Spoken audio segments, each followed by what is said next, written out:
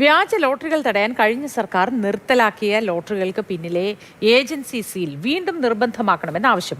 10 വർഷം ലോട്ടറി വകുപ്പിൽ മാഫിയകളെ സഹായിക്കുന്ന നടപടികളാണ് ഉണ്ടായതെന്നും ലോട്ടറി ഏജന്റുമാരുടെ INTUS യൂണിയൻ ആരോപിച്ചു. വ്യാജ ലോട്ടറിക്കാരെ കണ്ടെത്താൻ ഉന്നതതല അന്വേഷണം നടത്തണമെന്നും ഇവർ ആവശ്യപ്പെട്ടു. ഇന്നലെ ഒരു പ്രിയ പ്രേക്ഷകൻ ഇക്കാര്യം നമുക്ക് കമന്റ് ബോക്സിൽ ആവശ്യപ്പെടുകയുണ്ടായിരുന്നു. അതുകൊണ്ടുകൂടിയാണ് കാണും. മുൻപൊക്കെ ലോട്ടറികൾക്ക് പിന്നിൽ ഏജൻസികളുടെ സീൽ ഉണ്ടായിരുന്നു. ഇത് വേണ്ടെന്ന് തീരുമാനിച്ചത് കഴിഞ്ഞ LDF സർക്കാരാണ്. സീലുണ്ടെങ്കിൽ ഏത് ഏജൻസിയുടെ ടിക്കറ്റാണ് വാങ്ങുന്നതെന്ന് ആളുകൾക്ക് അറിയാൻ കഴിയുമായിരുന്നു. ഇതൊരു പരിധിവരെ വ്യാജ ടിക്കറ്റുകൾ തടയുമെന്നാണ് ലോട്ടറി ഏജന്റുമാരുടെ INTUS യൂണിയന്റെ നിലപാട്.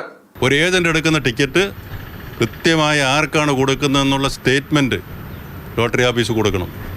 മാസം തോറും കൊടുക്കുന്നുണ്ടോ, അന്വേഷിക്കുന്നുണ്ടോ, പരിശോധിക്കുന്നുണ്ടോ? ഇതൊന്നുമില്ല. സീല്, ടിക്കറ്റ് സീല് വെക്കേണ്ടെന്നൊരു നിയമം, അതെന്തിനു വേണ്ടി കൊണ്ടുവന്നതാണ്? ഈ വ്യാജന്മാരെ പ്രോത്സാഹിപ്പിക്കാൻ വേണ്ടി തന്നെ കൊണ്ടുവന്നതാണ്.